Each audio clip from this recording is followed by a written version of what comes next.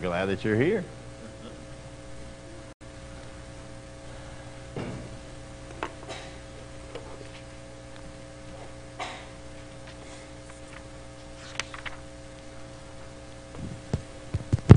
Very good evening to everyone this evening. Glad that you've joined us this evening on Wednesday night. We are doing a historical survey of the Old Testament. We've made it up to the book of Judges. I will be here one more week. We are actually leaving a week from tomorrow to go to Paraguay, willing. But I'm not going to be here for the last Wednesday of the month to be able to finish this out. So we're going to do some highlights on Judges tonight, and then next week we'll get into Ruth. We might get into a little bit of it tonight, and then that'll wrap it up for this quarter. And then starting in June, you might have seen on Facebook and on our announcement, stuff like that, we have an exciting summer series that we're going to be starting. We have a lot of speakers that are going to be coming. Some of them are new that haven't spoken here before. And so we're excited about that, as well as the topic, Stand in the Gap. And so it's got a lot of implications, the main thing being about courageous church leadership.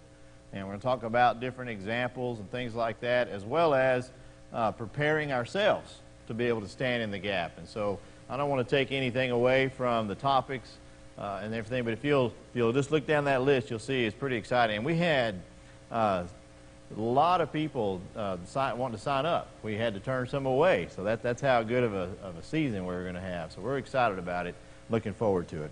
All right. When does it start again? Starts in June, first Wednesday of June. Good question. You're ready. All right, so just to review real quick in the book of Judges, that one word summary that we like to use is the word oppression.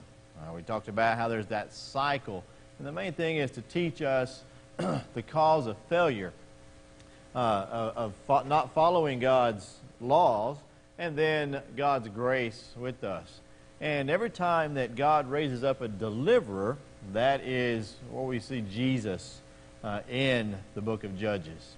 And we talked about how you can divide it. I won't go over that again, but this is one of the main things, is that cycle pattern that you see in Judges. This is what we're really going to look at tonight. So if you want to go ahead and open your Bibles to the book of Judges, we're going to look at several passages, and we're going to go overview of this book so that you can get a good idea of what it's about. When's the last time you read the book of Judges? Anytime recently? A couple people? Do people read it? I hope so, Joey. If not, you should, because it is a very interesting book. But the main thing you see here is this cycle that goes over and over. And this still really happens today to some degree, as far as people coming back to God, falling away, and things like that. But what you see is Israel disobeys. This is after Joshua had conquered the land, and then Israel's now in that promised land, and they have prosperity, and they forget God. Exactly what God said would happen in Deuteronomy. He didn't say if you forget about me. He says when you forget about me. And that's exactly what happens in the book of Judges. So they disobey. God's not going to continue protecting them. There are consequences to being disobedient. And so therefore, some of their neighbors who they didn't conquer come in and wind up oppressing them in different ways. So Israel cries out. God raises up a deliverer. It's these judges. Now we need to understand, when we talk about judges, that they are not necessarily that sense of the word that we know as judge, where they're an arbitrator. Now there are some times when they do arbitration, but they're mainly risen up to be, as it says, a deliverer is the actual word. It's really the word Yeshua, Savior, and it is more of a military leader to help them overcome this oppressing nation, oppressing group that is coming in. And it's usually a regional thing. The other thing you don't see in the book of Judges is any of these judges ruling over all of Israel. It's not like Joshua or the time of Moses when you had one leader over the entire nation. These judges are in different regions, and I'll show you that in just a moment. And then Israel is delivered because of that judge. Israel's at peace for a while, and then they forget again. Are we still like that? We do that sometimes. We have peaks and valleys even in our Christian walk. And so that's one of the lessons we can learn from this book. And we're going to talk about these various judges that we have here. Here's that map. I know you can't see all that, but that's the entire promised land. And you can see from the little blue dots on there, these judges. There's 12 of them that are listed here. And as I mentioned last week, there's as many as 15 if you count the other judges that are also considered judges, Samuel and Eli in 1 Samuel, and even Abimelech, who wasn't raised up but is part of this story. Okay, and then we talked about the chronology of them. One of the key things I wanted you to take away from last week was that these judges sometimes overlap. All right, don't think of these judges as linear, as one, and then the next one, and then the next one, and then the next one, like we do with Saul, David, and Solomon. It is not like that. All right, these judges, as I mentioned, are regional. That's why it's important to remember that map, that they're in different parts. So therefore, somebody could be judging in the north and somebody in the south at the same time, or the east and the west at the same time. In fact, it's exactly what happens. If I have my people right, Jephthah and Samson were about the same time. And so you can see how they overlap right here. That's exactly what I just said. You see they're about 1,100. If you look straight below 1,100, you can see there's Jephthah. In fact, Isban, Elon, and Abdon, along with Samson, and even Eli serving at that time. So they overlap, and there's different controversies in regards to that. But we're going to get into some more detail about the book. One of the key things that we need to understand about the book of Judges is why things are happening the way they're happening. Why it's so easy for Israel to just fall away. And I keep mentioning prosperity as being the key reason. Well, there's more to it than that. Prosperity is the key, but then there's also temptation that's going on. And one of the key things is, if you open your Bibles there in Judges in chapter 1. Chapter 1, beginning in verse 27. Here's where the problem begins, right here. Here's the crux of the problem. Beginning in chapter 1, verse 27, and we have a whole list of them here. It says, however, Manasseh did not drive out the inhabitants of Bethshan and its villages. All right, then you look at the bottom of that verse, for the Canaanites were determined to dwell in that land. The next verse, 28. When Israel was strong, they put the Canaanites under tribute, but did not completely drive them out. It continues in verse 29, nor did Ephraim drive out the Canaanites. 30, nor did Zebulun drive out the inhabitants of Kitron. 31, nor did Asher drive out the inhabitants of Akko. And it goes on and on and on. So what we're seeing is Israel is given this land. God goes before Joshua, as we read in the previous book, to conquer this land, and they don't drive everybody out. All right, and there's several reasons for that. Part of it is they're losing their reverence to God as generations go on. Joshua is now dead, and the first time, as soon as Israel turns its back basically on God, you have this oppressor, and then you have the first judge, which is Othniel here in chapter 1. But what, again, you need to understand why this is happening. Because they're going after these false gods. And we hear the name Baal. You've heard that name many times in your Bible study. But how many times have you ever actually studied who Baal is? And really understand what that religion is about. And so we're going to talk about that just here in just a minute. So Baal and Ashtoreth, or Astarte, or Asherah is another one. And then there's Molech, and then there's other gods that are all related. What you're going to find is most of the gods are just translated or transferred, if you will, from one society to the next. For example, Astarte or Asherah, Ashtoreth, that is the goddess of fertility. Well, that just transfers over. If you're a Canaanite and then you're conquered by the Greeks, well, then it's going to become Aphrodite. And then if you're conquered by the Romans, then it becomes Diana. And so these gods just wind up changing names. So you're going to wind up seeing the same type of god in whatever society. But the key, one of the main ones that you see is Baal. B-A-A-L, and there's also another version of that, B-E-L in there. And he is the god of fertility. He's also called the god of weather, the god of rain, the god of wind and lightning and seasons. And Baal is very, very important to the Canaanites.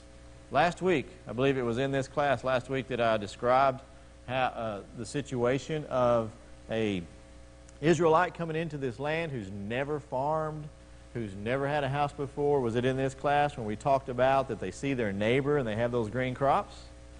All right, so some of you remember that? Well, this is why this is so important. This is where Israel starts to go off track, because these cults, these false gods are fertility gods. And so you can see these idols that they make. That's Baal. That's a small idol that they would have in their households, or even these carvings of Baal. And Asherah the word means grove. And so there are actual temples to Baal, and there's also these what's called groves, or even you might call them totem poles, that are Asherah. And it is, again, part of this goddess fertility. And so you might have these rituals take place in a temple or take place in these groves. And so here you can see, in fact, that top right picture. This is an archaeological dig that took place at Tel Megiddo. And this is a Canaanite altar. It's about 26 feet wide, about 5 feet tall. I guess it'd be about that tall. And this is where a lot of the sacrifices and the rituals that I'm about to talk about came into place. You remember in the story of Jacob, whenever he went and to take a wife, and he got Rachel and Leah. And after he had served, how many years was it? It was 7 for one and 7 for the other, 14 years. He is now going back to Judah, to his home area, to hopefully reconcile with Esau. And you remember what happened, that his father-in-law got mad and came pursuing him. Do you remember why he did that? What was the reason?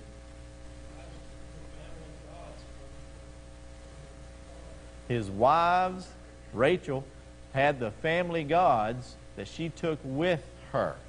And she had them in her saddle. You know, a lot of times we think of these big statues and stuff like that. They didn't have to be. They could just be small enough she was able to hide them in her saddlebags or something. Well, this is an archaeological find. This little boy, his name Ori Greenholt, he was out and stumbled across a 3,400-year-old Canaanite clay figure in Tel Rehob, and it has been verified time-wise and everything else, and it is of Astarte or Asherah. And so this is an example of these gods that they would carry around. This is a fertility god. Now, one of the things that we need to understand is they believed that all plants and animals and men and everything came about because of sexual relations between the gods. That this is how everything came into being. No matter what it is, it's because of those intimate relationship with these gods. And in fact, to try to encourage the gods to procreate in order to produce plant and animal life, then you wind up having these priests and priestesses that would engage in what's called imitative magic. All right? So, I mean, just stop and think about nature in general. It's not a far stretch to see why man would invent such a crazy idea of these gods, because it's what he sees in nature. In fact, just recently, we've got some ducks on our pond now. Justin Weeks got some ducks, and he has a male and a female duck, and he was walking with little Lucy down to go over to one of the houses, and the two ducks were there together, and she wanted to know what those two ducks were doing, and he said, "Talk to your daddy." And so even a child sees these things, okay? So this is the idea of where this comes from now, that in order for this to happen, whether it be animals or plants or even human beings, these gods have to do this. And this is where the god and goddess of Baal and Ashtoreth come in. And so as I mentioned, these are carried out either in a temple or in these groves. And you would wind up, that's why you'll see in 1 Corinthians, for example, when he's talking about the head coverings and stuff like that, it's talking about temple prostitutes. Now, we call them prostitutes, but really they weren't considered prostitutes. They were considered priestesses.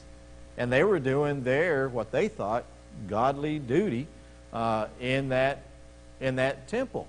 And so I'm trying to say this as nicely as I can, but I want you to understand how serious this is and why. You can see why God would be so upset with these goddesses and with this false god and these temples and these idols and things like that. And so what would wind up happening is when a farmer wanted to make sure he was going to have good crops, and he would go and render homage to these gods, and sometimes engage in sexual immorality. God sees it as sexual immorality with these priestesses. Now, that's blunt, and it's a little bit harsh, but I hope that it makes you sick to your stomach, because that's exactly what God thinks of it. Does that kind of make sense now, why God would be so upset and want to drive these people out of this land? And that's where we're at when we get to Judges, because now Judges has come in and they're starting to go up to those temples, and they're starting, the Israelites are going to these temples and going to these groves and participating in this idolatry. Anybody want to add anything to what I've said? It makes God so sick. First of all, He gave him 400 years to get better. All these people didn't. That's why He didn't learn to live the word. But it makes him so sick that it's one passage which people absolutely despise. But in Deuteronomy 20, verse 16, somewhere in the beginning, it says, "Don't leave anything that breathes alive." That's what He said. Deuteronomy 20:16. God said. They didn't do it. Not only... So, and if they done it, and these would all been destroyed, and Israel would have been a different people. He knew, and He said, otherwise you would pick up on what they're doing. That's right. So He says, don't leave anything alive that breathes. Don't leave anything, because He knew. He knew that would have an influence on them. What's another thing He said in Deuteronomy chapter 7? Don't have any relations with them. Don't intermarry with them. Well, that's exactly what's happening in the book of Judges. All right, so you understand more clearly now why this is so serious? So you see, God is taking His people out of out of Egypt. He's taking them out of Egypt. Remember what we used to say as we were studying that? He got them out of Egypt. Now He's trying to get Egypt out of them. Now He gives them into the promised land, and now they're turning to these idols and to this false worship. And so they're disobeying, and God's not going to protect them on that, and so then these oppressors come in. So the first ones that we read about are Othniel. Then we talked about Ehud last week. You remember Ehud is the one that was left-handed. He went in and he kills Eglon, who was a Moabite king. And what was the interesting thing about that story again? Remember what happened when he killed that Moabite king? He stabbed him in the belly, and the guy was so fat he couldn't get his hand or couldn't get the knife back out. Yeah, it's an interesting story. And then you have Shamgar, who we read that verse last week. And it's just one verse about Shamgar, but he was one of the judges. And then we start to get into some of the really exciting stories. But before we get to chapter 4, real quick, the verse is very important. Look in verse 7, chapter 3, verse 7. I'll try to give you as many verses as I can here in the 15 minutes I've got left. So the children of Israel did evil in the sight of the Lord. They forgot the Lord their God, and they served the Baals and Asherahs. That's why I spent all that time explaining why we're having the problems we're having. I like to highlight my Bible, and different colors mean different things. And I always highlight red when I see those type of verses of disobedience and things like that.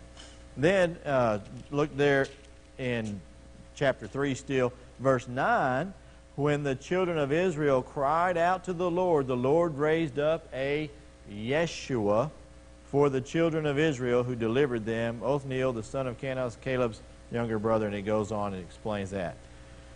So then you have those first few judges, the cycle happens again. So they raise up a judge, they're relieved, and they start being obedient, then they get complacent, and then another one comes up. So now you get into Judges chapter 4. In chapter 4, you wind up with this story of Deborah and Barak. Deborah is a prophetess and a resident of Ephraim, and she's selected Barak to be the deliverer, the military leader. So it's interesting that you see this story of a woman judge, a woman leader within Israel. And so you have this oppressor, which is these Canaanites, and one of them is Sisera. And Sisera is this general, and they have over 900 chariots. Now, some of you might remember we talked a little bit about Goliath this last weekend. Remember how the Israelites didn't really have swords and shields and things like that they at this time had. So to imagine 900 chariots out there, meaning that they're going to have swords and arrows and all kinds of weaponry and stuff. That's a pretty formidable foe. 900, imagine 900 tanks coming at you, and you don't have much to defend yourself with except a bunch of rocks and of sticks. And so this is pretty scary. So they go and he is tormenting the land, and so they go to Deborah and ask her to raise up. She gets Barak then to be her military leader. And all this takes place, and I'll get back to this in just a minute. All this takes place in the Jezreel Valley. So you can see the map here. If you look and you see right down there, you can see Barak, number 4. All right, and you look over here on the map, right there by the Sea of Chinnereth or Galilee. You can see right about where that's happening. This is an interesting place. This is the Jezreel Valley. It is a very interesting place in that it's right on that horn. You see Israel, and you have that one little horn that sticks out. And right at that horn, that's actually a mountain peak. And it's a mountain range that runs down through there. And you can see this green area right here. All this. This is the Jezreel Valley. All right? And then right here is we're going to see in the story Mount Tabor. And Mount Tabor happens to be just earshot away from Nazareth. And so Jesus, whenever he was a young boy, could look out and see Mount Tabor and looking out across the Jezreel Valley and be thinking about these stories that happened. Here's a picture of Mount Tabor and the Jezreel Valley today that you can see, and this is part of it where the chariots and where the armies were camped and where this battle took place of what God did for them. In fact, my dad just had an opportunity to go over to Israel, to the Holy Lands there and take a tour, and this is the picture he took from the top of Mount Carmel. That's right where that little hook is, looking back towards Mount Tabor, and it's looking at the Jezreel Valley there. And so you have these chariots, these invincible weapons that come in, and there's an exciting thing that happens in this story. If you'll turn over to chapter 5, verse 21. So you have these chariots, all this modern weaponry, and then you have Israel who doesn't really have much to fight back with. And so God has raised up this deliverer, and God is going to help them. And in chapter 5, verse 21, it says here, the torrent of Kishon swept them away. The ancient torrent, the torrent of Kishon, O my soul, march on the strength. If you go back and read chapter 4, you see what happened was those chariots got bogged down in that valley. All of a sudden, that valley floor became basically muck. And, you know, if you're, think about tanks. If you get tanks and just put a bunch of grease out there, they're just going to sit there and turn. They can't really do anything. And you've got an opportunity to be able to overcome them. Well, that not only did they were able to overcome them that way, they start chasing them. And they start running up this valley. going out. Let me back up to this one right here. So they're running up this valley. Here's Mount Tabor, and here's where Deborah and them are. And they start running down this valley trying to get away from the children of Israel. And the best part of this story is this Sisera, the general, if you will. He is running, and he gets to this one point, he gets so tired that he sees this tent. And he's asked this woman if he could go in and rest in her tent. And she says, sure, come on in. And so offers him something to drink and everything. And he's so tired he lays down. Well, she's an Israelite, or she's friendly with the Israelites. And so there's this story. Her name is Jair. And she takes a tent peg and puts it on his temple as he's sleeping and slams it down all the way through the ground. And so they sing about, part of that is this song of Deborah that we just saw in chapter 5 here, talking about this tent peg that she drove through. Her name is Jabin, I believe is correct, is part of that story. So quite an interesting story, that the details. Well, then you get into chapter 6, and you get into another well-known story, and that's the story of Gideon. Gideon's the next judge that was raised up, and he is fighting against the Midianites. And so Gideon is just a humble person. He is, in fact, he's working in one of the wheat threshing places, but it's kind of hidden so that people wouldn't see him. And an angel comes to him and says, God's going to use you, raise you up as a deliverer. And he says, who am I? I'm nobody. And this angel then shows him that he is the messenger from God to be able to bring that to him. Well, then, you know the famous story of, let me see if I got it here. Yes. You remember the story of the fleece, where he says, God, please, I'm just going to ask you a small favor. If you will, please, when I go to bed, I'm going to put the fleece out. And when I wake up in the morning, please let the fleece be with dew on it and nothing on the ground. And he got up the next day and he wrung it out. There was dew on it. Well, that can actually happen anytime, really, when you think about it. So then he said, Lord, please let me ask you one more favor. I'm going to put the fleece out. This time, let the dew be on the ground, but not on the fleece. Well, that's not going to happen. If there's dew across all the ground, it's going to be on the fleece too, isn't it? And so he has that miracle that he asks of God to prove to him. So with that confidence, he then goes and tears down this idol, this monument to Baal, and he does it in the middle of the night.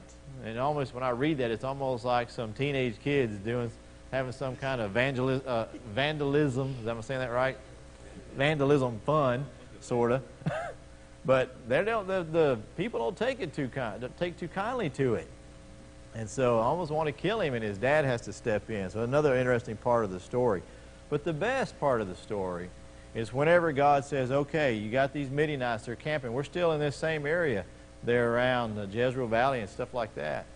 And he says, we're going to put together an army.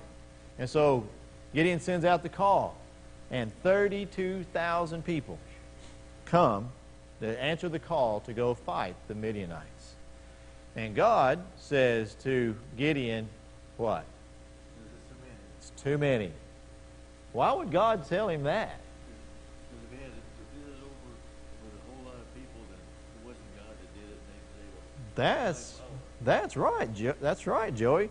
He's saying that if those people did it, then they would see it wasn't God who did it. So he says, he goes, send them home. So he sends a bunch of them home, and there still was 10,000 that remained.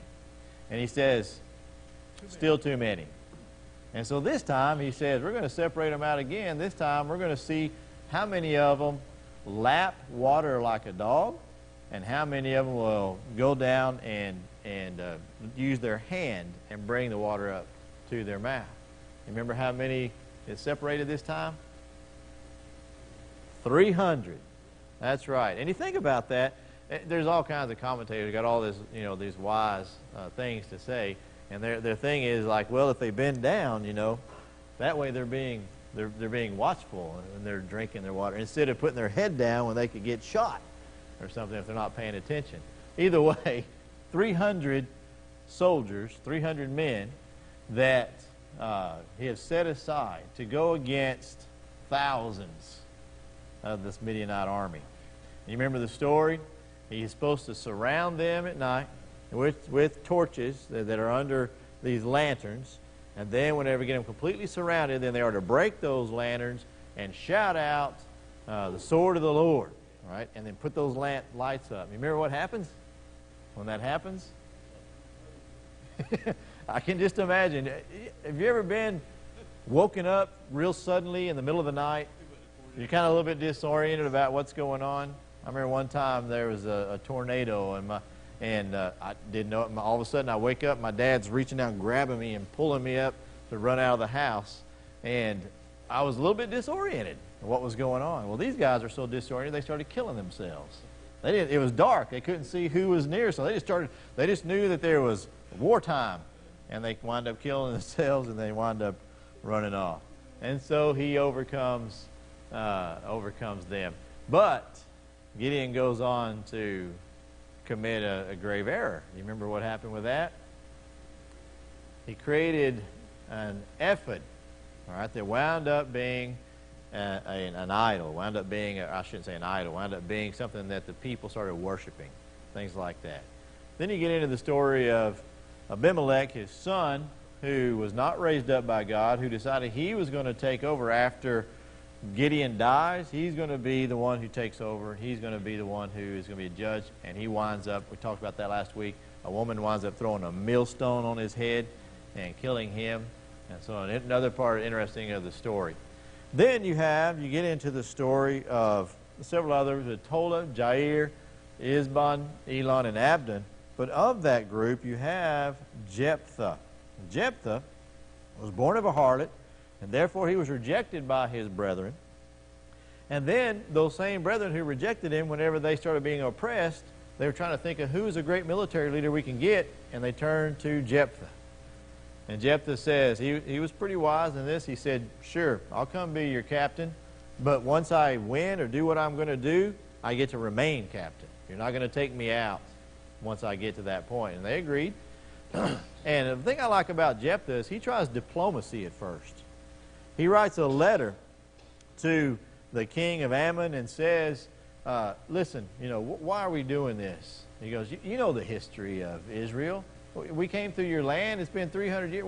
What's all this all about?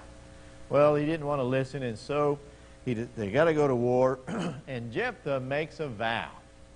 He says, Lord, if you will help me with this, I will, does anybody remember? I will offer to you as a sacrifice the very first thing that greets me out of my house when I come home. So, he goes to war, and he wins. He comes home, and the first thing to run out of the house to greet him was his only daughter. And that's why you see him ripping his clothes, he's upset and everything. And let's go to that. I want you to understand there's a whole lot of people that get this one a little bit confused. Jephthah. All right, so verse 30, 31 of chapter 11. Verse 30 and 31 of chapter 11. And Jephthah made a vow to the Lord and said, if you will indeed deliver the people of Ammon into my hands, then it will be that whatever comes out of the doors of my house to meet me when I return in peace from the people of Ammon shall surely be the Lord's, and I will offer it up as a burnt offering. Well, then she comes out, and then look in verse 39 and pay close attention to the words. And so at the end of 2 months, she asked her father, she said, you got to do what you got to do. She asked her father for some time. And then at the end of 2 months, she returned to her father, and he carried out his vow with her, which he had vowed. And so a lot of people right there, and you'll see a lot of commentaries that say, here is a deliverer that God raised up that did human sacrifice of his own daughter because of his rash vow. Well, the Bible doesn't exactly say that. We don't exactly know what happens, because what's the very next few words there? It says he carried out the vow, then what does it say? She knew no man. And it became a custom in Israel. Now, why would you mention that? If he carried out the vow to kill her, she knew no man. And so It's all speculation, folks. That's all you can do at this point. We don't know. We weren't there. We don't have anything else except what's written here. And so there's